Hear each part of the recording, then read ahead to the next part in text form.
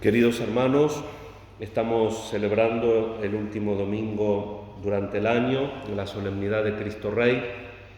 Así lo ha querido la reforma del Concilio Vaticano II, una fiesta relativamente nueva, instituida por Pío XI en 1925, que en el antiguo calendario estaba puesta el último domingo de octubre y que tenía también una, digamos así, como una especie de reclamo a la sociedad de ese momento, de la primera mitad del siglo XIX, del siglo XX, perdón, que los postulados, los principios de la fe también estuvieran presentes en la sociedad, tuvieran, por así decirlo, voz y voto en la sociedad.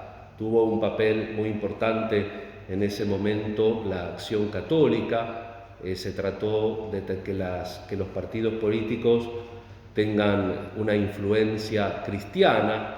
Claro, el problema de esto, que lo tuvo en el momento y que lo tendría, ahora yo no creo que estemos preparados como sociedad para que tengamos una cierta influencia determinante en las cuestiones sociales. Al contrario, tenemos el riesgo de que nuestros fieles bautizados terminen mimetizándose con la cultura reinante, que ya no entendamos que es necesario manifestarse y nadar a veces en contracorriente, no para batallar, para paliarse, sino que a ejemplo de Jesús, mansamente tener que necesariamente decir el pensamiento cristiano, el pensamiento del Evangelio desde la propia vida, desde el propio testimonio, porque más que nosotros hacer, por ejemplo, desde un partido político determinadas políticas, el verdadero cambio social es cuando nosotros en nuestro corazón cambiamos.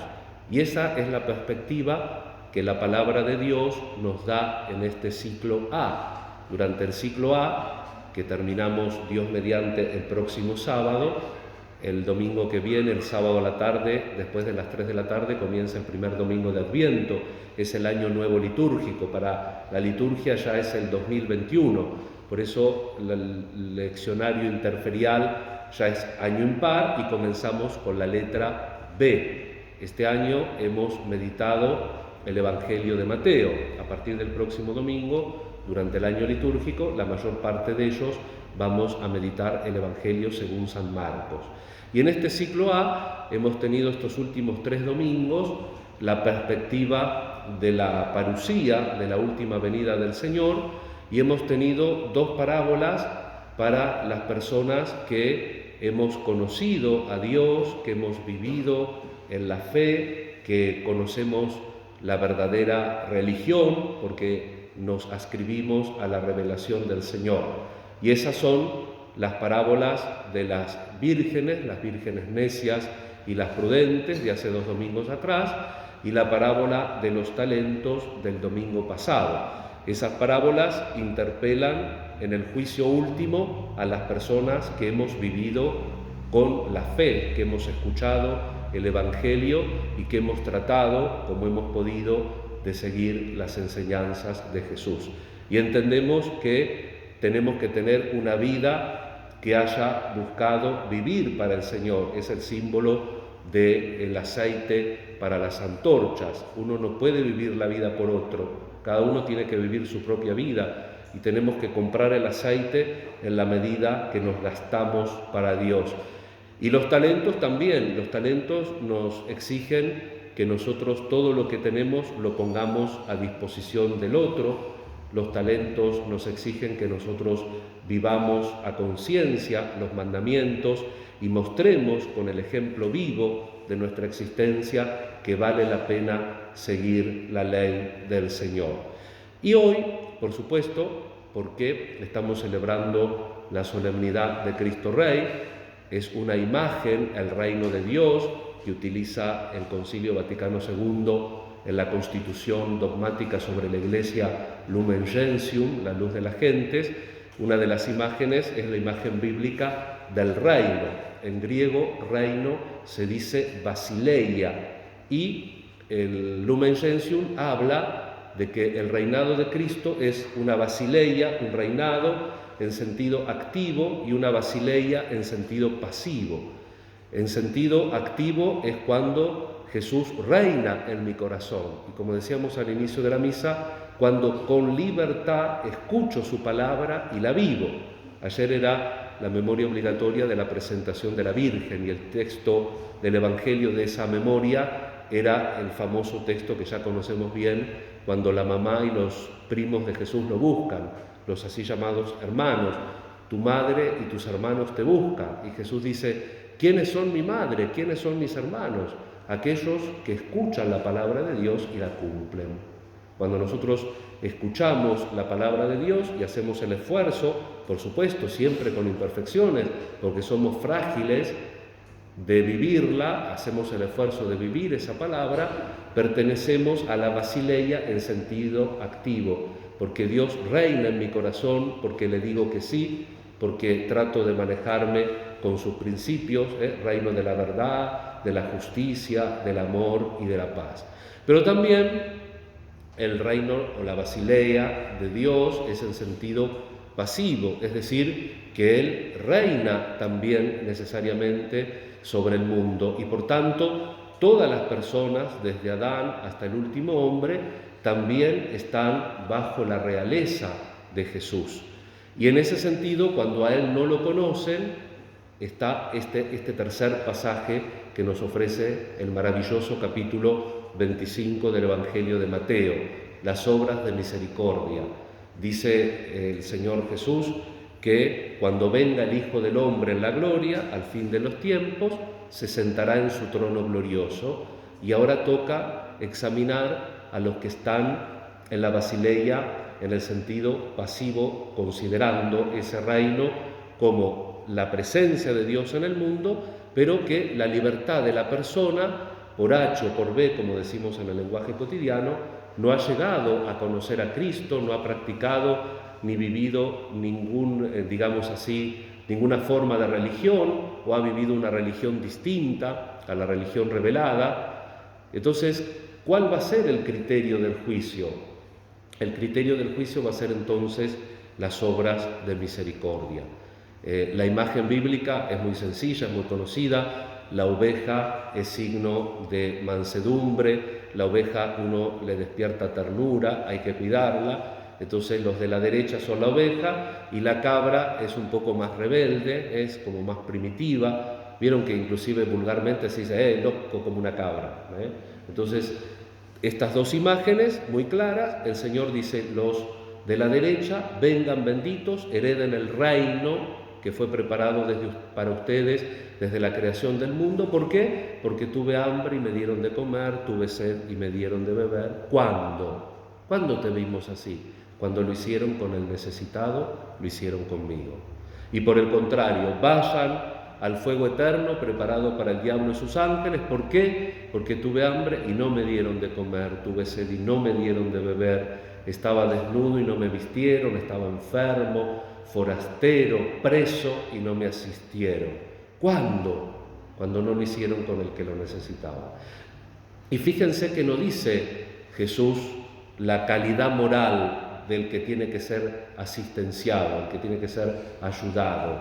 No dice que nosotros tenemos que ir a visitar al preso injusto, que le tenemos que dar al pobre bueno. Es cierto que hay muchos estereotipos, no me voy a meter, pero a veces somos un poco, para, digamos así, eximir nuestra conciencia de este imperativo. Viene a pedir a alguien, anda a trabajar. No, ¿sabes qué? Este no trabaja, este es un vago. Muy fácilmente decimos esas cosas. Tal vez sí, tal vez tenés razón porque sos muy iluminado. Dios te dio la gracia de ver el corazón y la intimidad del otro y acertaste. ¿Por qué no? Claro que puedes acertar. Pero resulta que el Señor no pone condiciones. Tenés que asistir al que necesita independientemente de cómo es.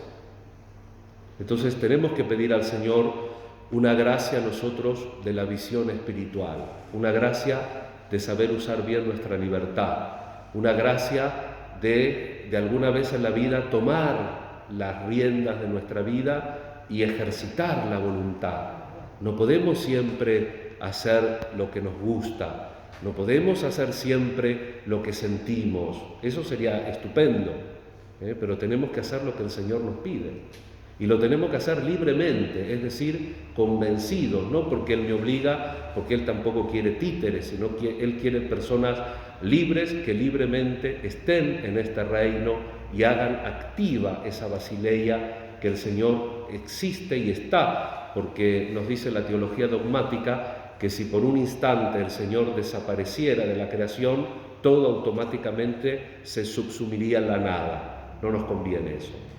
Entonces, que el Señor nos ayude a vivir nuestra vocación, a pertenecer a su reino, a instaurar su reino desde la libertad y desde la conciencia.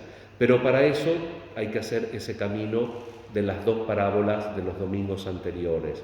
Tenemos que procurar el aceite, tenemos que hacer fructificar los talentos, porque miren, si a los que no tienen ninguna religión, si a los que no tienen ninguna revelación particular se les pide que observen esto, cuánto más a nosotros que tenemos el Evangelio, que tenemos los sacramentos, que tenemos el testimonio de la fe.